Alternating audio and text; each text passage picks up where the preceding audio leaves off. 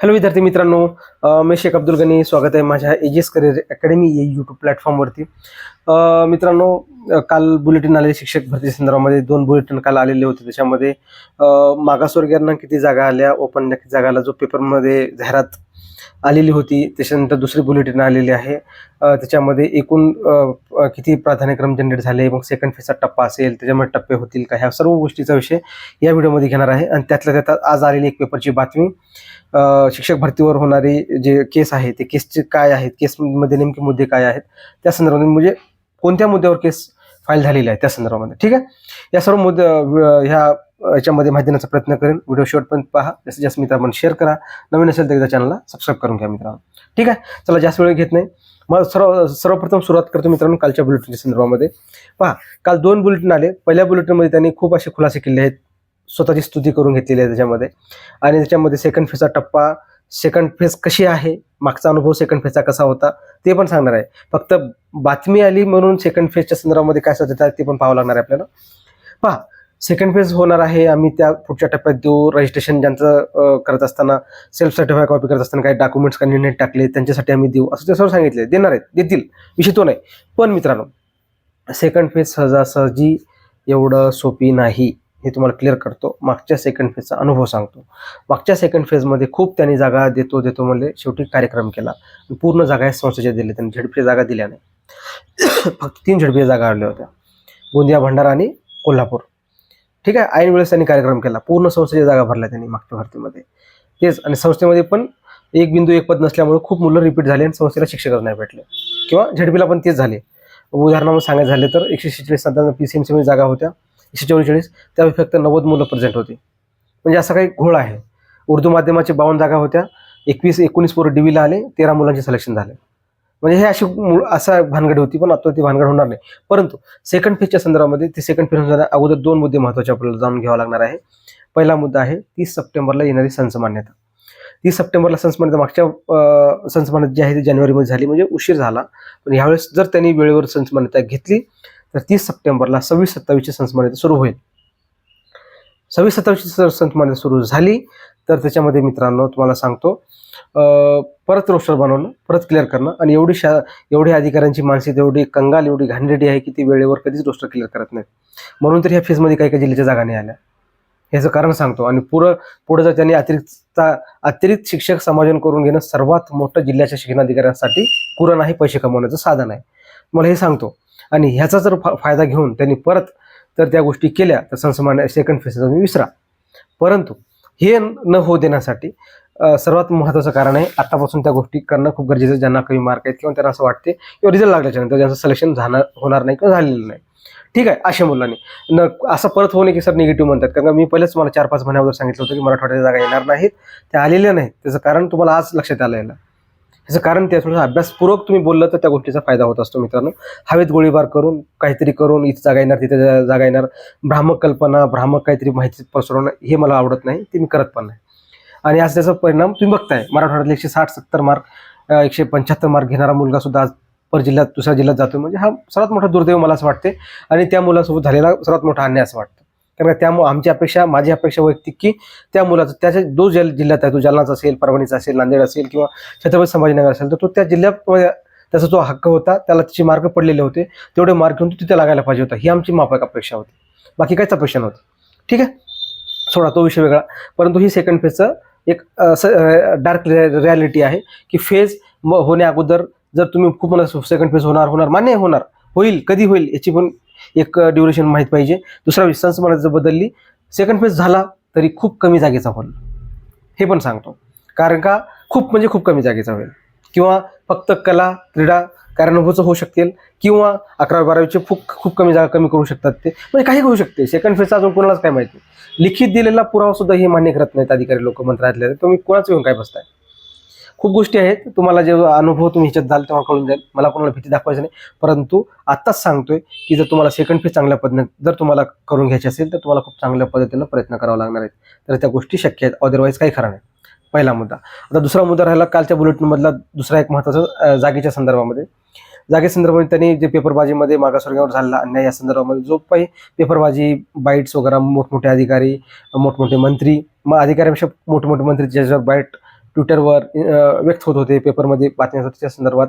काल त्यांनी क्लॅरिफिकेशन दिलं की एवढा बिंदू आम्ही या कॅटेगरीला दिला, तेवढा बिंदू त्या कॅटेगरीला दिला. मुळात त्याच्यामध्ये 2 फरक आहेत मित्रांनो.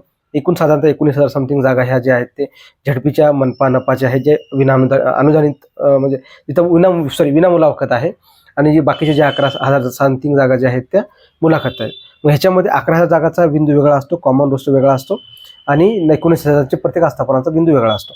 आणि ह्याच्यामध्ये दोघांचं क्लॅरिफिकेशन वेगवेगळं जर दिलं असतं तर मुलांना त्याचा फरक आणि त्या गोष्टी पडल्या असतात, त्याने ते द्यायला पाहिजे होती, ही आम्ही प्रशासनाकडनं अपेक्षा व्यक्त करतो.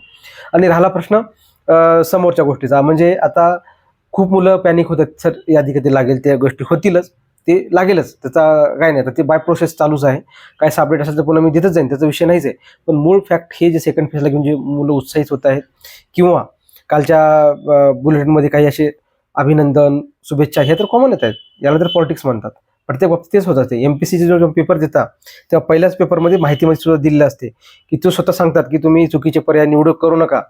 जर जास्त एखादा प्रश्न होत असेल, उशीर लागत असेल, तुम्ही समोर जा, ठीक आहे. आणि शेवटी एक लाईन असते, सर्वांना माझ्याकडनं सर्वांना परीक्षेसाठी हार्दिक शुभेच्छा. ते कॉमन आहे. कोणतेही शासन असो, म्हणजे कोणते डिपार्टमेंट असो, कोणतंही काही असो, ती माहिती तसं देतच असतात.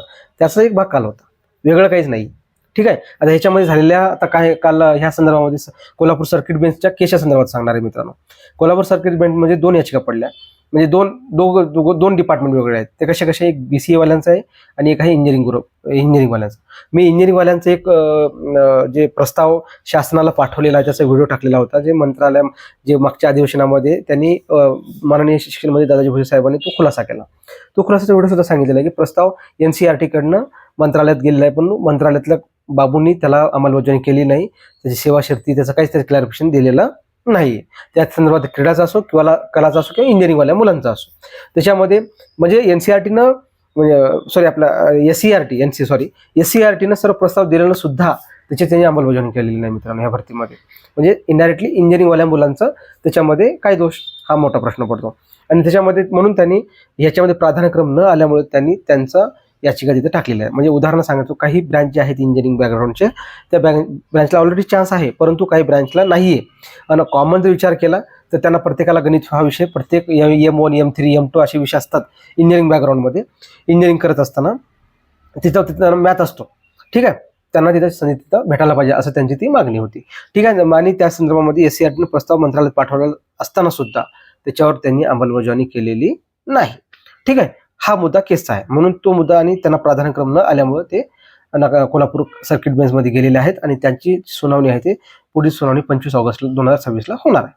आता राहिला समोरचा प्रश्न काय आहे, BCA मुलांचा. BCA म्हणजे बॅचलर ऑफ कम्प्युटर ॲप्लिकेशन ज्याला आपण म्हणतो, ते इक्वलंट आहे BSc कम्प्युटर आणि BSc इंजिनिअरिंग. BSc कम्प्युटर आणि BE इंजिनिअरिंग जे आपण ज्याला म्हणतो, त्यांच्या इक्वलंट जॉब आहे. BCAच्या नंतर MCA करून IT कंपनीमध्ये जे मोठमोठ्या MNC असतात, मल्टीनॅशनल कंपनीज, त्याच्यामध्ये त्यांना ते जॉब भेटत असते, म्हणजे कम्प्युटर बेसिसवर IT इंजिनियर म्हणून त्यांना आपण ओळखतो. पण त्याच्यामध्ये काय आहे की कम्प्युटर इंजिनियरच्या मुलांना किंवा इतर ह्यांना BSc म्हणजे गणित आणि विज्ञानचे प्राधान्यक्रम येतात, गणित प्राधान्यक्रम देतात, परंतु यावेळेस ज्यांचं BCA प्लस B.Ed झालेलं आहे त्यांना प्राधान्यक्रम आलेले नाहीत. म्हणून त्यांनी सुद्धा सर्किट बेंच कोल्हापूरमध्ये त्यांनी याचिका दाखल केलेली आहे. आणि त्यांची जी सुनावणी जे आपण म्हणतो ती आहे 6 जून, म्हणजे साधारणतः 25 ते त्याच्यानंतर त्याची 4 सप्टेंबरला जी सुनावणी आहे. किती तारखेला? 4 सप्टेंबरला सुनावणी आहे. इंजिनिअरिंगच्या मुलांची 25 ऑगस्टला सुनावणी आहे. आणि ह्याचं सर्व याच्यावर लक्ष आहे की शासन याच्यावर काय करणार आहे, आणि किंवा कोर्ट याच्यावर काय निर्णय देईल त्याच्यावरती डिपेंड आहे. अजून एक तिसरा महत्त्वाचा मुद्दा ज्यांनी हा हाईट झालेला आहे ते कोणालाच माहीत नाही, ती आहे तिसरा मुद्दा MA एज्युकेशन आणि M.Edचा. रजिस्ट्रेशनच्या संदर्भामध्ये जेव्हा टॅब ओपन झालेला होता तेव्हा रजिस्ट्रेशन करत असताना त्याच्यामध्ये M.Ed आणि MA हे दोन जे पात्रता समकक्ष असताना, त्याचा GR सुद्धा असताना सुद्धा M.Ed वाल्यांना त्याच्यात संधी दिली, पण MA एज्युकेशन ज्यांचं झालेलं आहे, मास्टर ऑफ एज्युकेशन ज्याला आपण म्हणतो, शिक्षणशास्त्र म्हणतो, त्यांना संधी दिलेली नाही, कारण का त्यांना टॅब सुद्धा ओपन करून दिलेला नाही. म्हणजे सांगायचं तात्पर्य हे आहे मुलांना की हा कुठेतरी मिसमॅच होतोय, ह्याच्यावर तुम्ही ते बोललं पाहिजे, व्यक्त झालं पाहिजे, ही मी सर्वांना विनंती करतो. ह्याचं कारण कसं आहे बघा, MA आणि M.Ed ज्यांचं D.Ed प्लस M एज्युकेशन झालं किंवा B.Ed प्लस M एज्युकेशन झालंय ते इक्वलंट असतात M.Edला, ठीक आहे. मास्टर ऑफ एज्युकेशनमध्ये दोघांचे सेम अर्थ आहे. त्याच्यामध्ये NCTनं ती गाईडलाईन दिलेली आहे, महाराष्ट्र शासनाचा GR सुद्धा आहे, तरीही त्यांनी त्या टॅब रजिस्ट्रेशन करत असताना त्याच्यामध्ये MA एज्युकेशनचा टॅबच दिलेला नव्हता. ठीक आहे. त्याला आम्ही निवेदन पण दिली, पण त्याचं काही अंमलबजावणी झालेली नाही. पण खूप अशी मुलं आहेत मित्रांनो, त्यांचं एज्युकेशन झालेलं आहे, ते इक्वलंट आहेत आणि त्यांची पात्रता सरळ सरळ BEd कॉलेज, DEd कॉलेज किंवा शासकीय अध्यापक विद्यालय तिथं शिकवण्याची त्यांची पात्रता असते, त्यांना ती ग्राह्य धरल्या जाते. हे असताना सुद्धा तिथं त्यांनी तो नियम डावळला. सेकंड फेजला ते दिलेलं होतं, परंतु ह्या भरतीमध्ये दिलेलं नाही. कारण काही कळत नाही. आणि मंत्रालयातले अधिकारी तर त्यांना तर विचारायचं काय नाही, ते कोणत्या जगात कोणत्या दुनियेत जगतात माहिती नाही. प्रत्येकाच हे शरीर, हे जीवन हे नाशवंत आहे.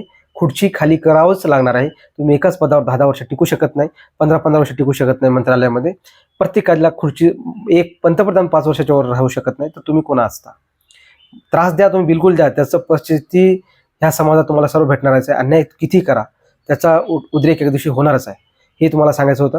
कारण कसं असते माहिती आहे का, अन्याय बिलकुल करा, पण ते अन्याय करण्याचे माध्यम वेगळे असतात. असं तुम्ही कुणाचं हक्क, कुणाचं रोजीरोटी म्हणजे तुम्ही हिसकावून घेऊ शकत नाही. थोडंसं माणुसकी जपा. तसं जर राहिलं नसतं तर कंटेमाफ झालाच नसता. ठीक आहे, सोडा ते विषय वेगळा. परंतु प्रत्येकाला लढण्याचा अधिकार आहे. आणि सर्वांना सांगतो, जेव्हा जेव्हा तुमच्या मुद्द्यावर अन्याय होईल तेव्हा तुम्ही लढलं पाहिजे. ते कोणी असो, चुकीचा मुद्दा असेल तर त्याला बिलकुल माझा विरोध आहे, पण जे सत्य मुद्दा आहे त्याला बिलकुल लढा, हे माझी तुम्हाला सांगणं आहे. कसं असते बघा, समाज पूर्ण स्वार्थी आहे. मला भेटलं पाहिजे, बाकीचं कोणाची काही अपेक्षा नाही. मला भेटलं पाहिजे, बाकी कोणाची काही लेणं देणार नाही. ही मानसिकता शिक्षक भरतीमध्ये सर्वात जास्त आहे. रजिस्ट्रेशनमध्ये महिलांना काढण्यापासून, ते डोमाच्या लेवलला काढण्यापासून, ते सेकंड डेट न वाढण्यापासून, ते परीक्षा पोस्टपोन न करण्यापासून प्रत्येक मुद्द्यावर विरोध झालेला आहे. जेव्हा जेव्हा महत्त्वाचे मुद्दे घेतलो तेव्हा तेव्हा विरोध झालेला आहे. हा विरोध होणारच आहे आणि चांगल्या गोष्टीसाठीच विरोध होत असतो. कोणतेही चांगलं काम करू द्या, तुम्हाला विरोध करणारे लोक आहेतच या समाजामध्ये.